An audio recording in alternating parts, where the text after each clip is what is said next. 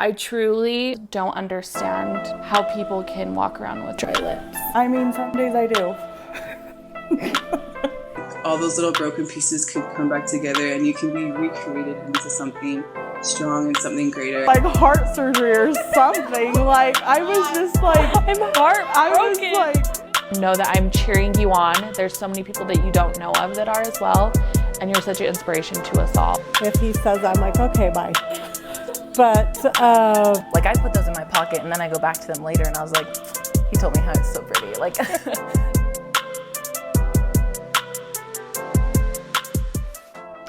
Welcome back, everybody, to the Self-Love series with me, Cassatiga, where the goal is to spread and share self-love through others and their stories.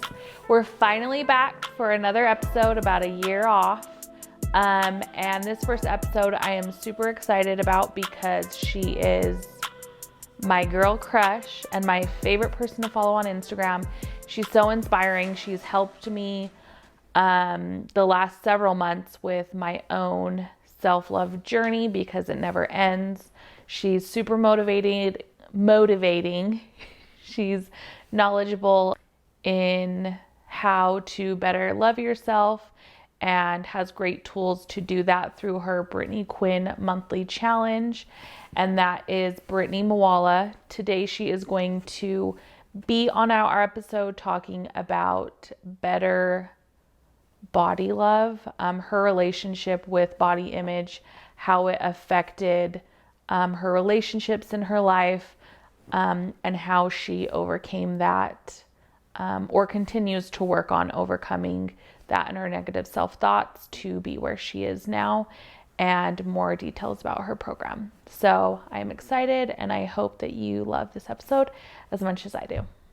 Okay, Brittainy, thank you so much for being here. If we could just start off, can you share a talent that you have and how it blesses others? A talent that I have? Let me think. I feel like, I don't even know. I guess like making people feel comfortable, and probably because I really don't have a lot of talents that you would think is a talent. Like Fatu, my husband, has so many talents, and so I really don't have anything like that, but I can make people feel comfortable, welcome. Yeah. Yes, I love that. And I could totally relate of having the annoying husband that's good at everything. Yeah, pretty much. I know, I have Fatu has talents, and then I just brag about him. I'm like, oh yeah, and I just go with that, so. Love that. This is beautiful, your home. Thank you. You have a talent with this, so. Thank you so much. And you definitely do have a talent to make people feel welcomed and comfortable, because you do that every month. I feel, myself included, and everyone else that follows you, in what you do with your monthly challenges. But we will get into that later on in talking specifically details on that. But we will get straight into talking about like your journey of self-love, and your struggle with body image and loving your body, things like that. Mm-hmm. So if we can start by talking about your earliest memory of when you looked at, like, saw your body in a negative way. Yeah. So I feel like I was late to the game. Well, before I really acknowledged that I had a problem. And it wasn't until I was pregnant with Ella and I had a hard pregnancy. I had HG, it's called Hermesias gravidarum, and you just throw up all the time. And I just remember feeling like a stranger in my body. I was like, I didn't feel like me, and I actually felt bad for feeling that way. I felt like selfish, I felt embarrassed, and so I didn't really talk about it. And also, it was just so fast too. Like Fatu and I were getting married. I didn't feel good. I was sick and pregnant and all these things, and we were young, and I just felt like I had no one to talk to. And so as your body changes when you're pregnant, you just kind of expect it. Like, okay, I'm gaining weight, it's fine. Like, I'm pregnant, but the issues like got deeper. Like, I just kept thinking, okay, once I have the baby, like everything's gonna be fine. And it's really sad to think about now because I didn't get to enjoy being pregnant because I was just waiting for the end. Like, once she's out, like, I'm going to be back to normal. Because when I was pregnant, it really affected, like, me and Fatu's marriage even, because I didn't want him to touch me. I was embarrassed. I didn't ever want to go out. And, I mean, I think he felt like that was normal in a way, too, because, like, you hear that a lot. Like, you know, you hate your husband when you're pregnant. And, you know, and that's pretty much what it was. And so I was just thinking, like, once I have the baby, everything is going to go back to normal. And then I had Ella, and it was so amazing. It was great. But the feelings were still there, and worse, because nobody talks about this. Like, when you have a baby, you start leaking milk. Like, and you feel so out of your body. And I'm also married to somebody who's so private, and I'm so opposite.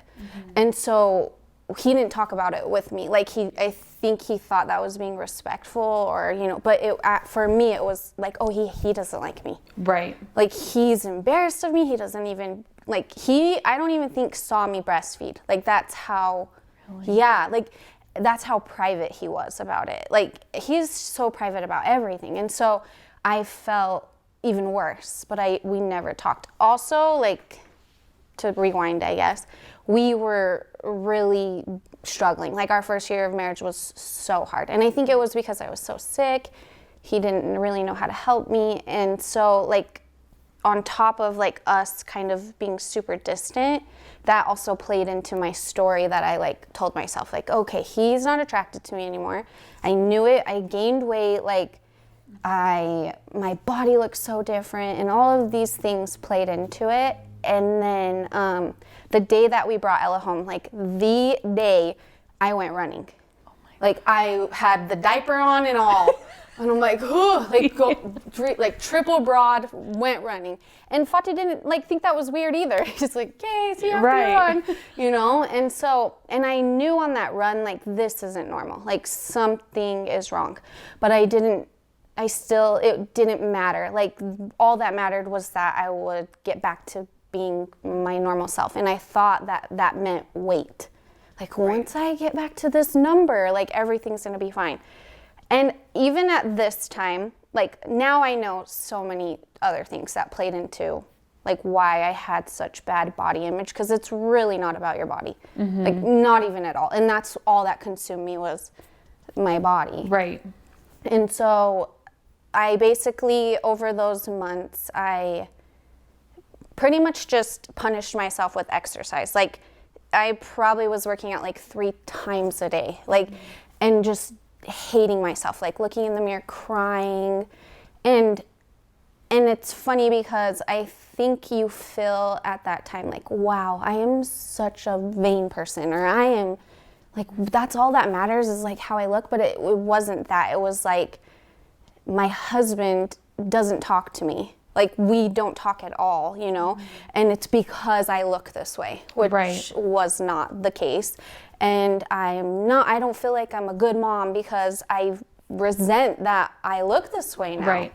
And all of these things, like, play into it, and you feel so much shame. And then, so I did end up losing the weight, and so my friend Taysa, which I think, like, you follow her on Instagram or know her, but she's so amazing. So she knew that I was, like, hurting so bad, and she woke up with me every morning and went running. Like, she did insanity with me. And it's not that she did these exercises with me. She showed me, like, that you can have a healthy relationship with exercise. It doesn't have to just be, okay, I'm going to lose weight. Like, it can be empowering. It can be like, every single day you get to work out and prove to yourself, like, that you're stronger than you thought you were. You get in a mindset that you couldn't otherwise get into, like, when you're working out. Like, your body takes you somewhere else. And that was really healing for me. And I didn't really notice it at the time. But anyway, I get to the weight that I thought I would be happy, and I was even more miserable. It was so bad. I wasn't happy at all. And do you think you were more miserable because you hit that weight and you still felt, like, unhappy? Yeah, I think it was like when I was pregnant, it's like, okay, once I can get to this number, you know, and then I did hit the number, and it was like, wait a minute, I still don't like myself. Like, wait, I thought this, you know, was supposed to fix everything. And it was also the best thing, because it's like you kind of hit like a rock bottom where you're like, oh, that didn't solve any problem. Like, me and my husband are still not talking. Like, we're not friends, you know? And it sounds really sad. And also, just to clarify, like, me and Fatu were best friends. Like, we grew up together, like you two.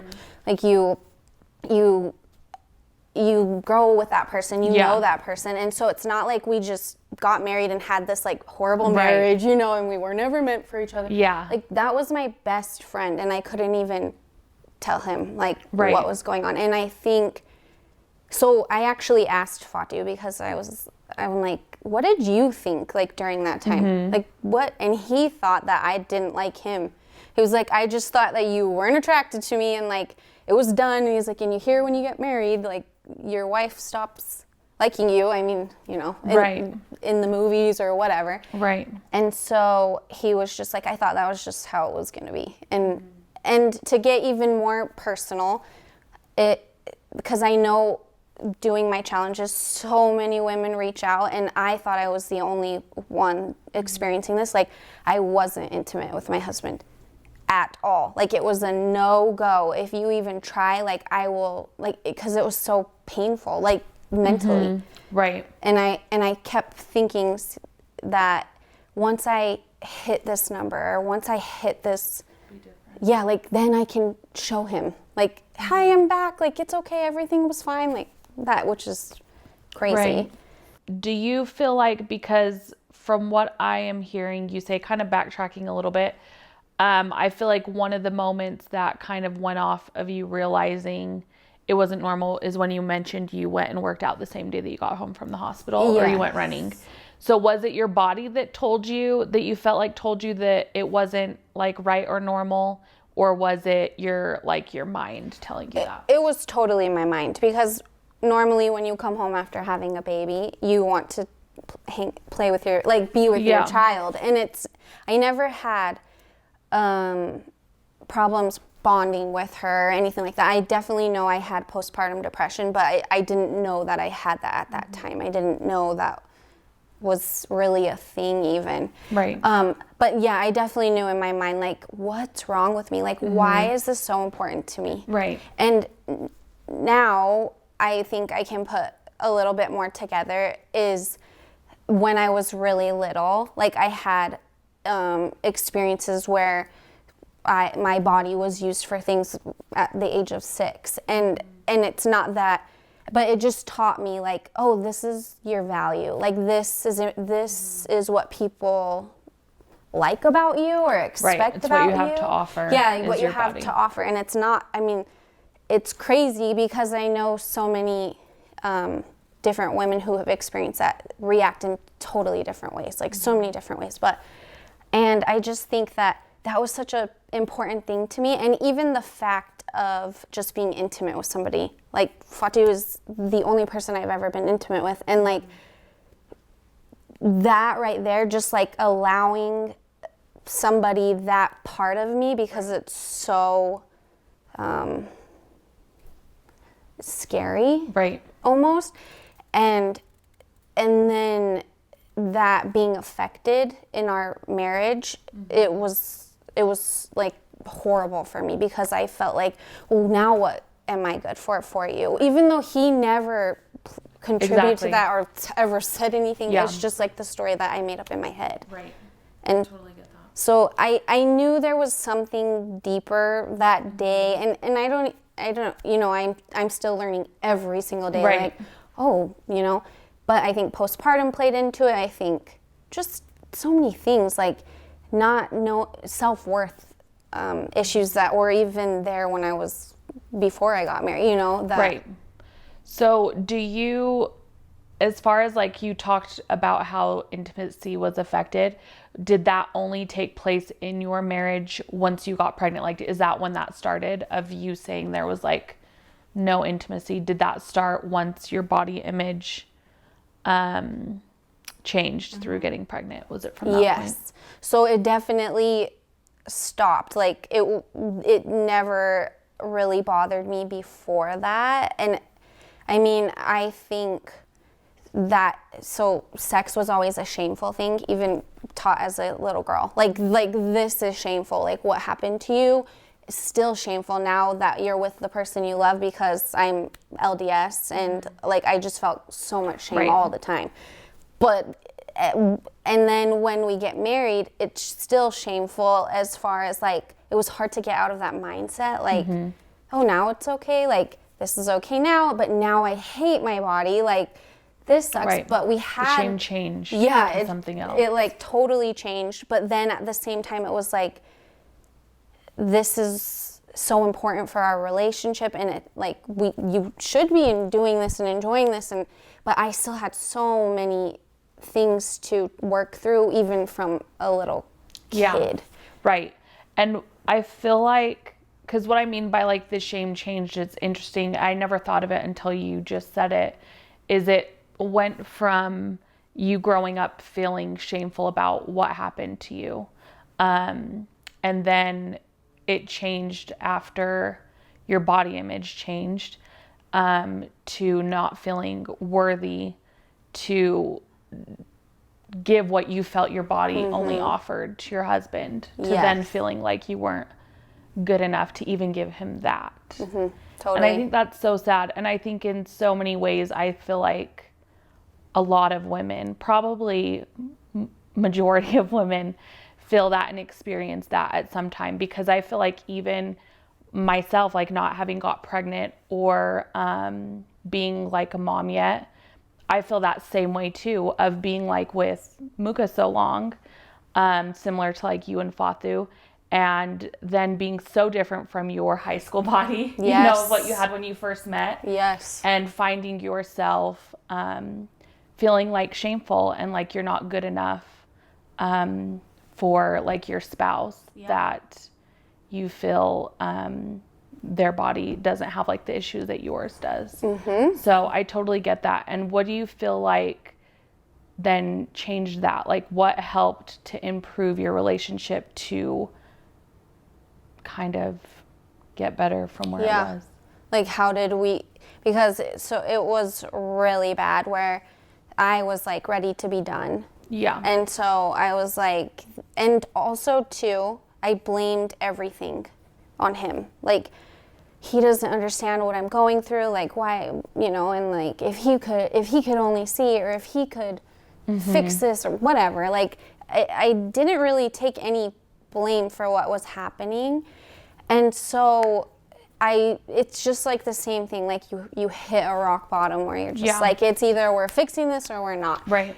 And I actually went home, because I just felt like a failure in so many different ways. And he followed and was like, what the heck? Like, what is going on? And we didn't talk. And I think when you're in like that state, it's so funny, because now that we're out of it, it's like, oh my gosh, like it's not hard at all to talk. But when we were in that, I remember like vividly this one memory. We were sitting down and watching TV together, and we were on like opposite couches. And not out of like comfort, not out of, it's just that's how distant we were. It was weird for us to sit by each other. And it's so sad, because we grew up together, like that's, you know, and so how did we get this way?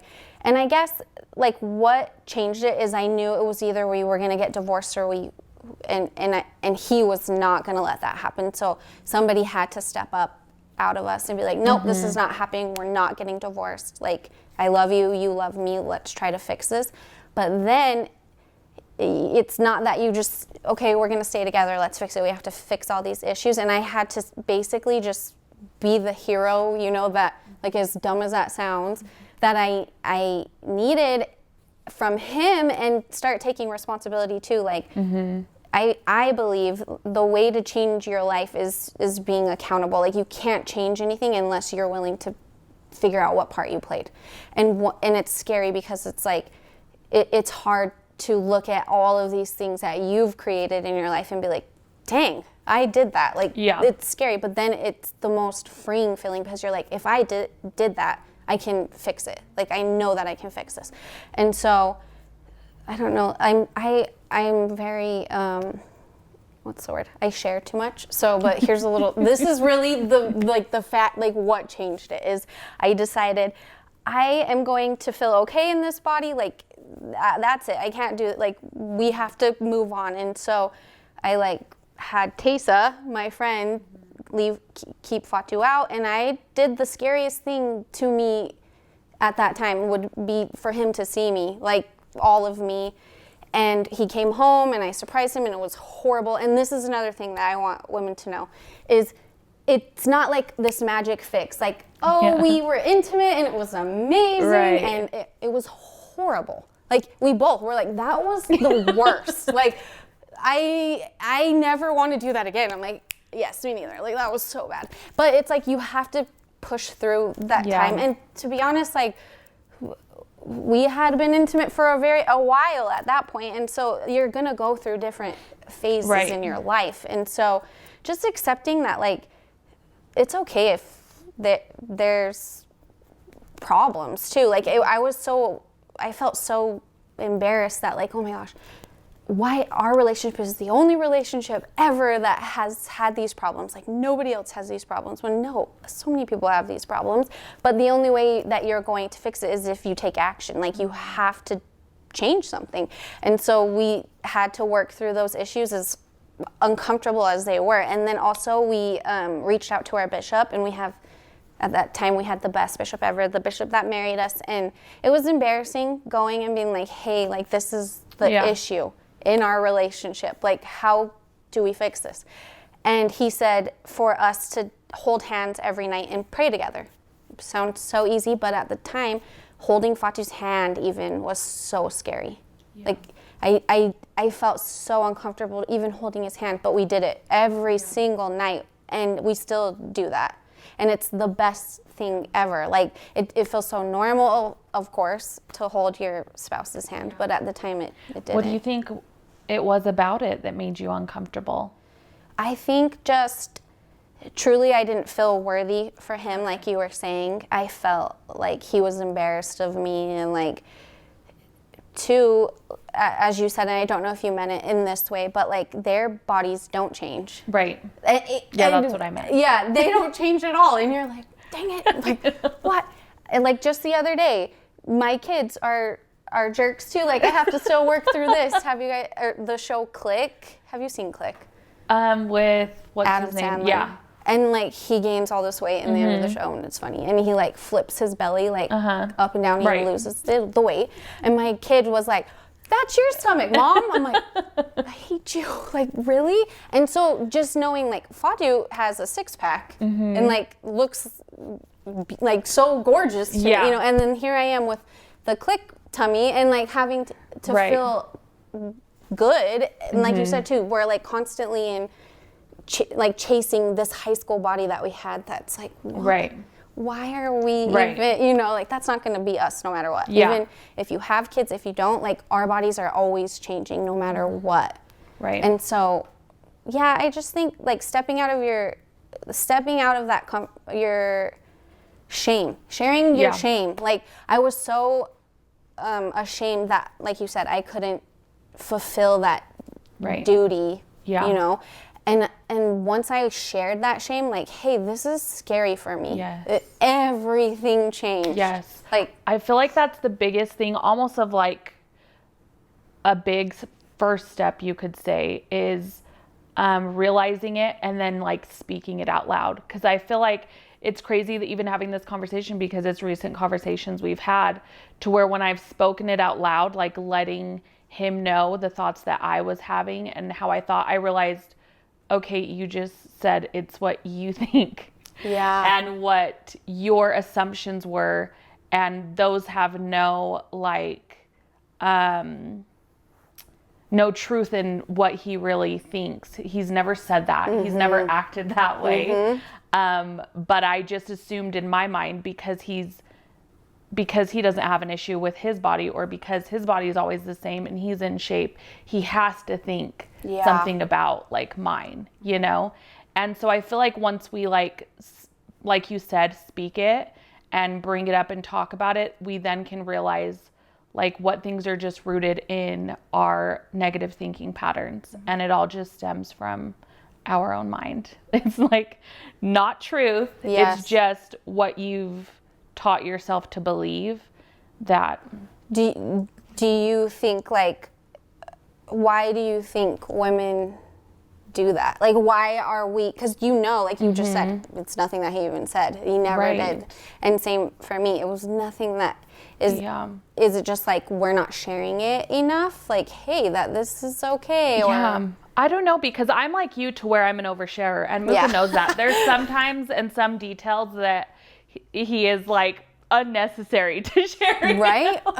And I come from a family that all the women are that way. Like if we feel a way, like we will say it, and if we don't, you can tell that there is something. So I don't know if it's that. I don't know. Honestly, that's been something I've been trying to think of just within the last few days since my flippin' foot zoning, and all these these thoughts and things came up that stemmed really just from my mind and like lies that I've told myself.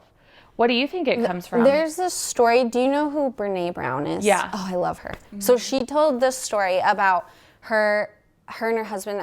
I don't know. I'm probably going to make up some parts of it because I don't know all of it. But I don't know if they were like super athletic swimmers or whatever they were, but they went swimming together and they're much older. And she like put on a swimsuit for the first time, like I don't know if it was a bikini, whatever. And she was feeling good about herself, and they were like swimming, and she was having the time of her life, and she kept trying to get like flirty with him in the water, and he was like not having it at all. And she just made up this story in her head, like, oh, he thinks I look so ugly in this swimsuit. Like, okay. He's embarrassed. Yeah. Like, he doesn't find me as attractive as he did when we were 20 or whatever it was. And she didn't really talk to him even after that for a little bit, and it just like really shook her up. And then finally she felt comfortable speaking to him, and he was like, I was having a panic attack like out in the water. Like, you didn't even notice? Like, you weren't trying to help me? And you know, like he had his own thing going, and she was so obsessed about like what was going on with herself that she couldn't even see that he was having this. And when she told that story, I was like, oh my gosh, like 4 years of my life would have been like so much better if I would have actually took the time to look outside of myself and looked at Fatu. Right, because like he said that whole time he thought that you just hated him, and that was what it was gonna be like. He's committed. At least I know that. He was in it. He was still in it, but he just assumed that you hated him also, just like you thought that he hated the way that you looked and didn't find you attractive. Yep. So it's so crazy. I know. And they say too, like, everyone is allowed to have pain and feel pain, like we're, you know, and it's okay to be like, hey, this is painful for me, blah, blah, blah. But there's a difference from pain and suffering. Like, you choose suffering. And that's what I chose. I just chose to continue suffering forever. And like, you can end suffering, but I was just so obsessed about what I was going through and what I was feeling, which is totally valid. Like, I had so many things happen, you know, but it's crazy to like look outside and be like, oh wow, like he was suffering. Like, and now a part of the story that I created and like the trauma and the pain is now a part of him. Like, he has pain from that time too. And I never thought about that. I was going to ask you, because it sounds like a starting point for you of change in feeling better was your friend Taysa. And so what made you, was it hard for you to reach out and get help? Like, did she just fully act on like a prompting to reach out to you, or how did that happen for you to be able to share like what you were struggling with and her help you? No, it wasn't hard for me to reach out and ask her for help. Like, it wasn't hard, and I think that's a part of who she is too. Like, I felt very comfortable with her. It was, and I'm so grateful for her too, because like, I truly think that my whole experience would have been so different. Like, and that's another thing that it's so great as women, like, for us to be able to share and help like women and be like an advocate for each other and there for each other. And really women are so strong and so amazing, and we are so much more alike than we are different. Like you think that you're the only one, or like this girl right here has never felt bad about her, like she's so beautiful, like I know she's never felt this way, you know. And so one time with Tessa, we went shopping, and she was just like tearing herself down, not in like, you know, like but I was like, what? Like, wait, hello, you are beautiful, like what are you doing? And it was just crazy to even think like, wait, she feels like that too? Like it just didn't even dawn on me that someone else would feel like that. And maybe she thought that about, you know, me, like, wait, you feel, you know? Right. So I think just knowing that we're more alike. Yeah.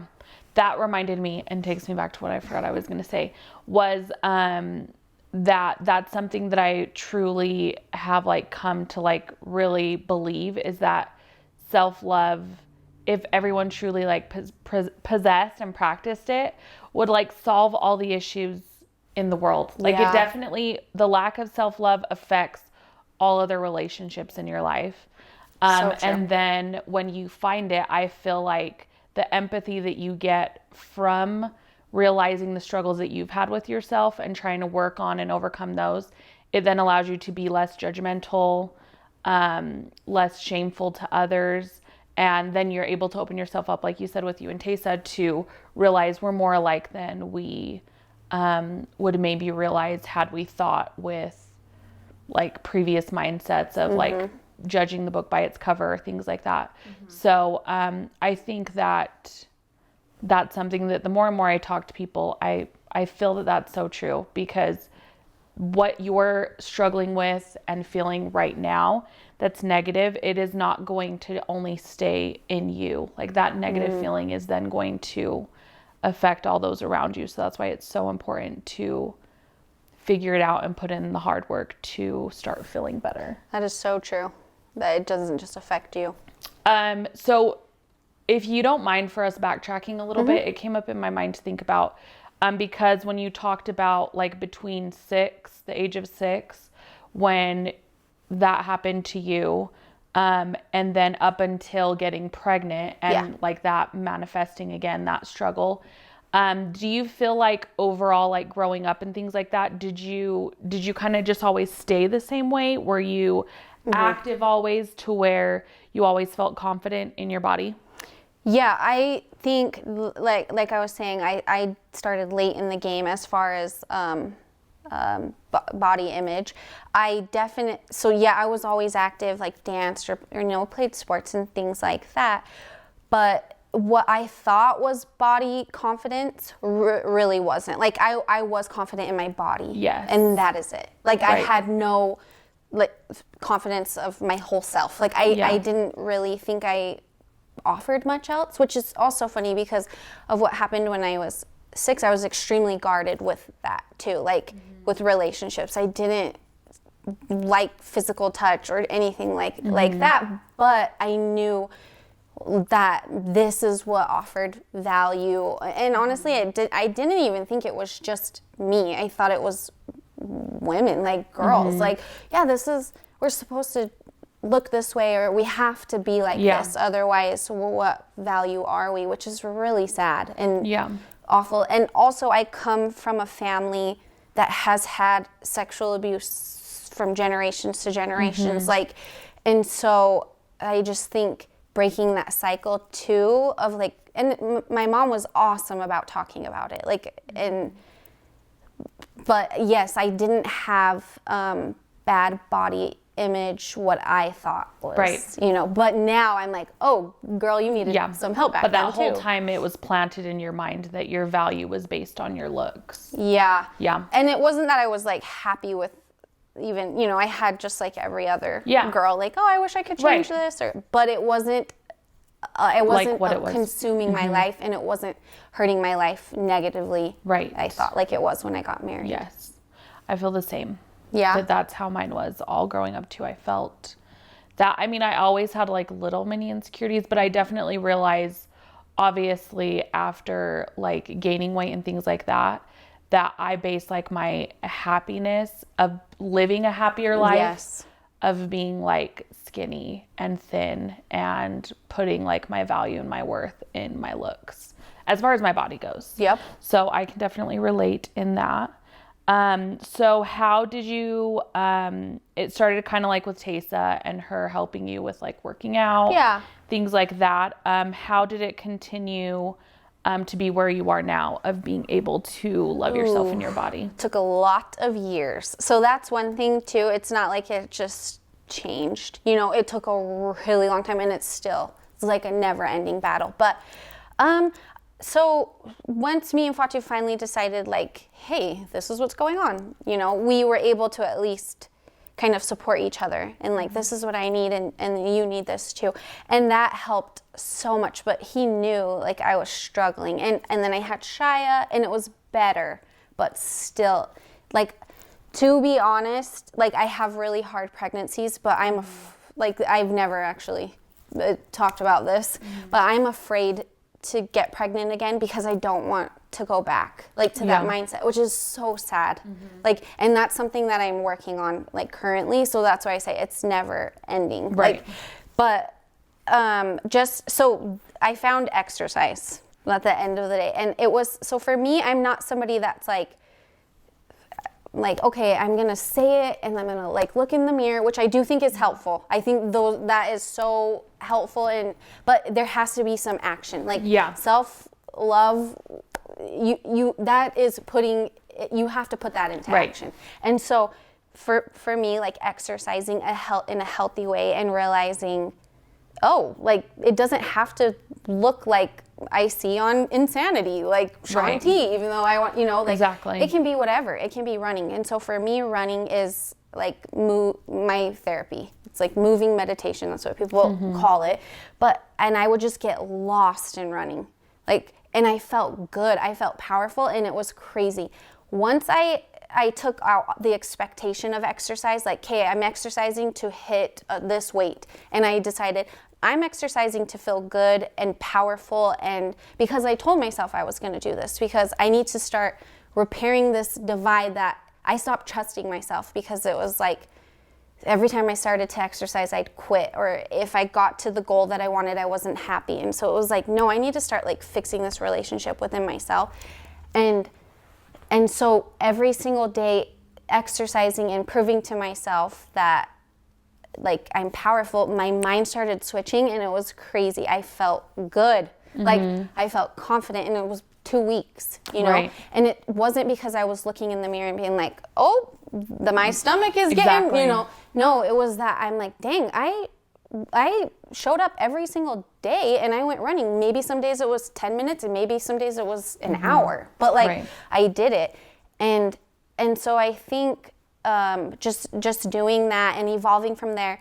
But then what really hit me was, so I went to school for psychology, and I worked at a shelter for women who were escaping domestic violence or human trafficking, everything you can think of. And they all most of them suffered with addiction, and it was like, so I would be in a room with one of the women, and they would have to tell their story. Like, and it was them telling me their story, and although our stories were so different, and never to minimize their trauma or my own, but seeing like the same look in their eye that I felt, or their same characteristics, like, dang, like, it's so much about self-worth. And then we give this woman, you know, a new home, we give her a car, money, whatever, you know, all these physical things, so she doesn't have to be in this situation anymore. And then a month later, I would see her again, and I'm like, oh my gosh, like, why are you here? Like, we did, you know, like, you should be. And it was like, and that was the best thing ever for me. It was the best lesson ever to learn, because it was like, we're not even helping her. Like, she has zero self-worth. So we're sending her out in the world for, you know, still broken and still feeling unworthy and feeling like this is what she deserves. So she's going to go and, you know, do exactly what she did before. And so, like, hearing these stories from these women, and it was just so amazing and so powerful. And I knew, like, the work I was doing is needed and it is so wonderful, but it wasn't helping anybody. And I'm like, what? There was a little girl that was in the shelter, and she had to sleep many nights by me because we didn't know where her mom was, you know, and her mom came home one day and was like, hey, did you know that the doors for the shelter used to be over on the other side? And I'm like, what? They did? And she's like, yeah, when I was in here with my mom, they were over there. And it hit me like, holy crap, this is generational. Like, there has to be, we didn't help her mom. We're not going to help her. And I don't want to see this little girl in here, you know? And I get like emotional about it, and I'm the ugliest crier. So I don't want to cry. I'm so ugly when I cry. And it was like this call, I don't know, like this feeling of like, what tools can we give them to change their life? Like, and for me, it was exercise. It was like exercise. There's a lot of people that use exercise as therapy for like addiction, for recovery.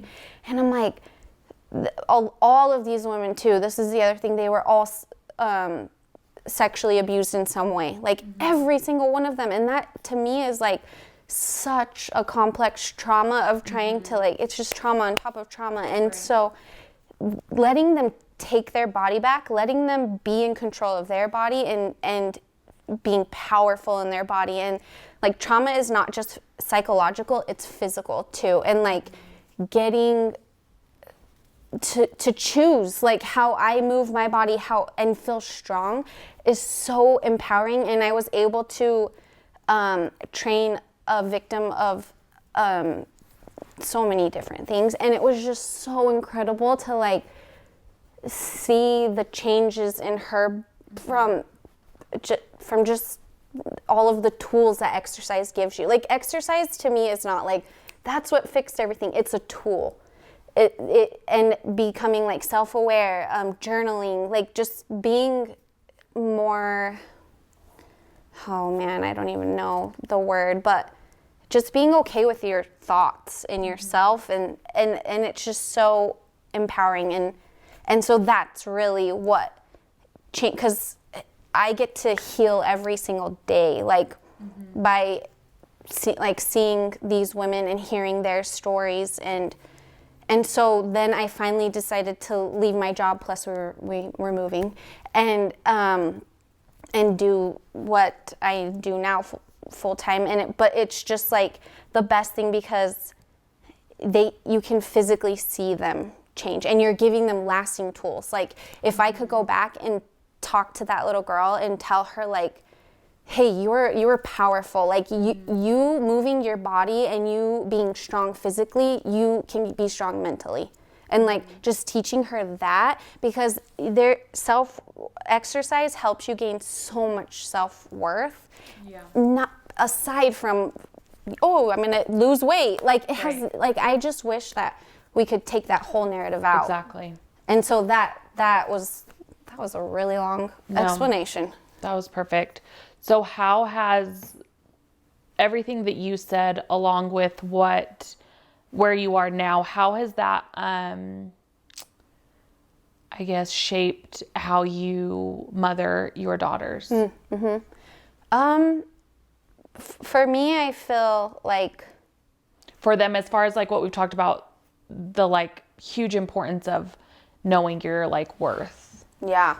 In that sense. So it has nothing to do, I feel like, with their body or with their appearance, and everything to do with like what they can bring to the world, like what purpose they can be to serve. Honestly, like if you're struggling with self-worth, and if you just get out there and start serving and like getting outside of yourself, like boom, it will really change everything. And so just like making them aware of these things too. Also, like I'm not the best. I don't like talk positive about my body all the time either. Like and I see when I don't, Shia or Ella will be like, Mom, you're so beautiful. Like, what are you talking about? I'm like, oh my gosh, thank you. Like, and so just like them even being able to help me, and then I let them know, like, thank you for saying that. You're right. Like, mommy is beautiful. Like, this is beautiful.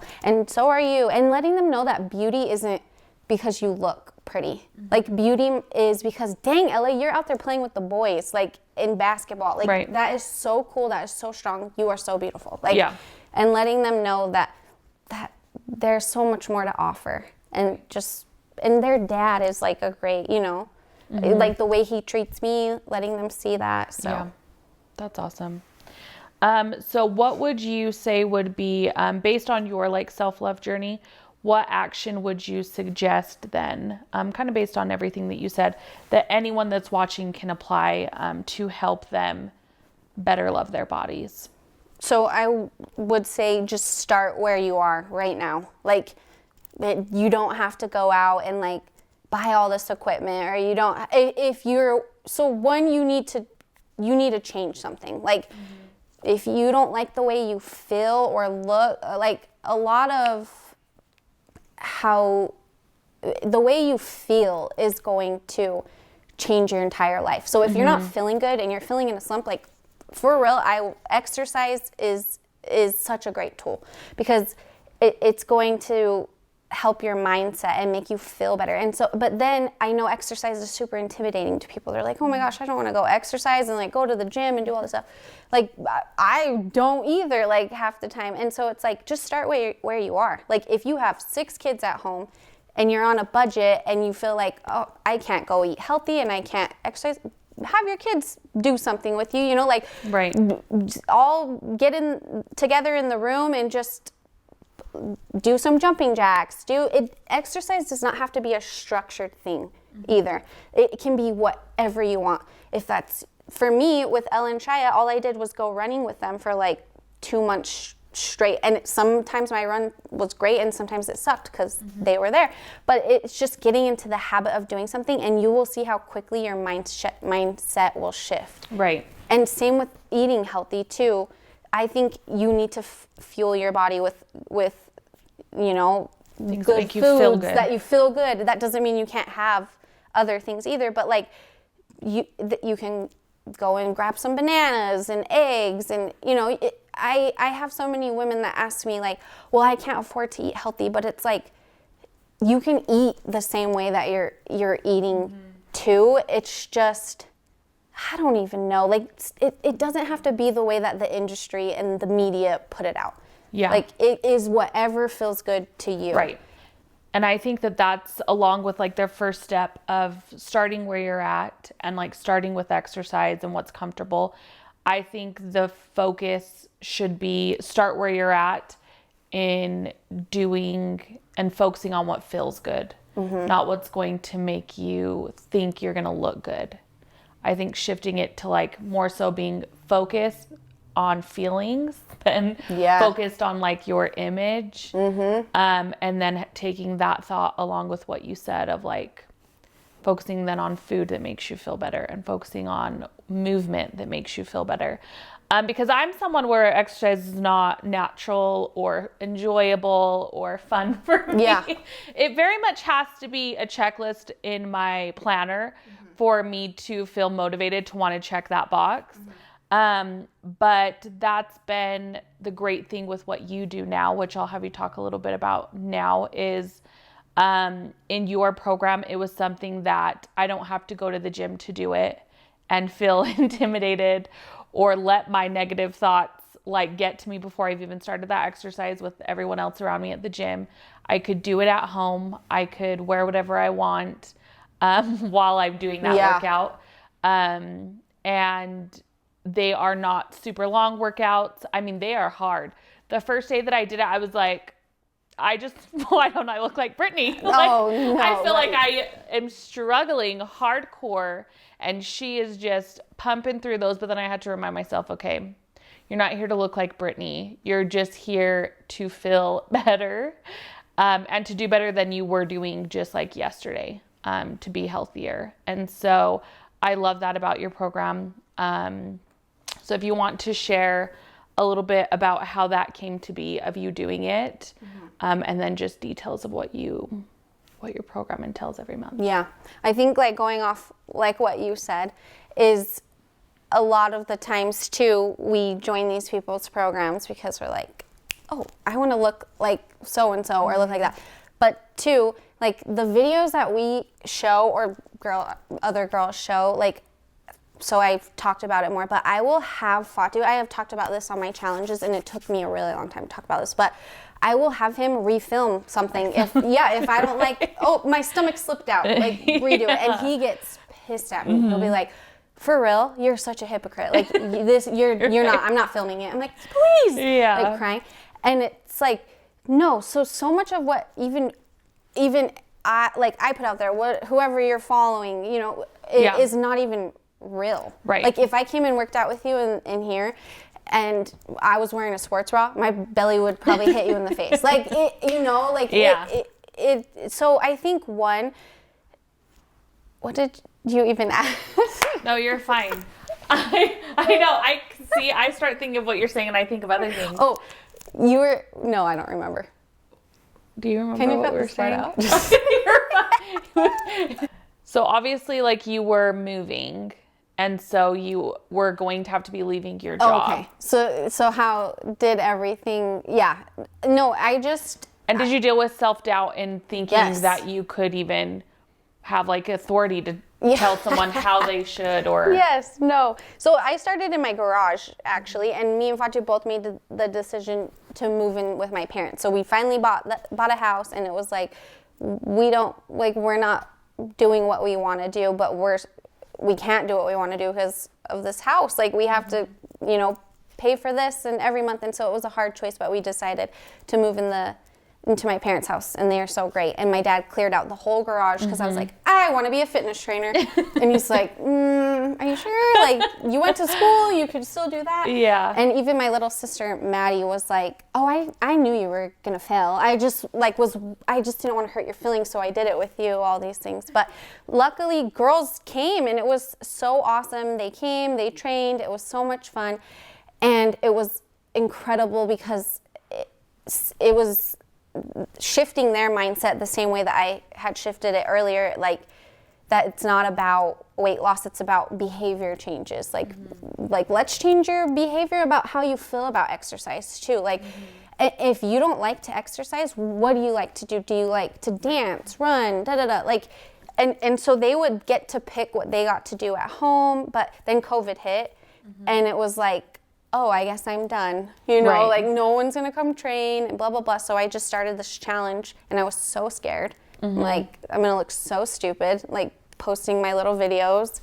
And then people did it and it was crazy because I'm like, what the heck? Like, and then I had people write me and tell me like, I felt comfortable following you because you're normal. Yeah. Like, and I didn't know being normal would be like such a great thing, but it is. They felt like, oh, maybe like I can lose some weight and feel better about myself or be able to keep up with my kids or you know, and so then it just like continued to evolve, and I have some amazing people that shout me out or like really believe in the program, and they'll tell their friends about it, and then they'll tell their friends. And I think it's funny because they think that they're gonna start this like weight loss or fitness program, and then I start sharing all these oversharing stories, and they're like, what the heck is this girl?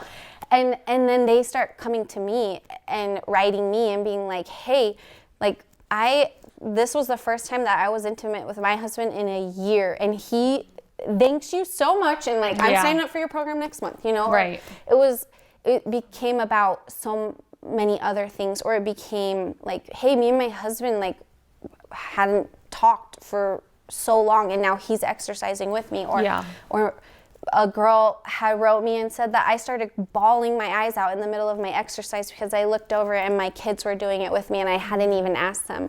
And I grew up with a mother that was pretty unhealthy, and you know, and like the messages that I was getting was so overwhelming, and it was in a positive way. It was so amazing to see, and just knowing like that them showing up for themselves every day was, like you said before, everything is connected in your life. And so when you start showing up for yourself for exercise and your kids see you and they start asking you like, Mom, are we going to do your exercise? Like so many things get checked off your list for that day. Like me and my kid got to spend time together and I'm teaching them something positive. Like now I feel good about myself. And so when my husband comes home or my wife, whatever it is, comes home, I'm in a good mood to see them. And, you know, and then, so it was just so